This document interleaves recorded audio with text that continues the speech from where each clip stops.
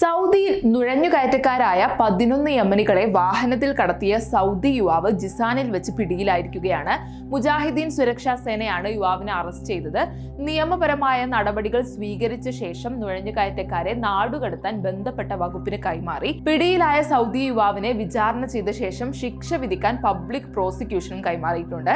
സൗദിയിൽ നുഴഞ്ഞുകയറാൻ നിയമലംഘകരെ സഹായിക്കുന്നവർക്കും നുഴഞ്ഞുകയറ്റക്കാർക്ക് യാത്രാ താമസ സൗകര്യങ്ങളും ജോലിയും നൽകുന്നവർ 15 വർഷം വരെ തടവും 10 ലക്ഷം റിയാൽ വരെ പിഴയും ശിക്ഷ ലഭിക്കുന്നതായിരിക്കും. നുഴഞ്ഞുകയറ്റക്കാർക്ക് യാത്രാ സൗകര്യം നൽകാൻ ഉപയോഗിക്കുന്ന വാഹനങ്ങളും താമസ സൗകര്യം നൽകാൻ ഉപയോഗിക്കുന്ന പാർപ്പിടങ്ങളും കണ്ടുകെട്ടുകയും ചെയ്യും.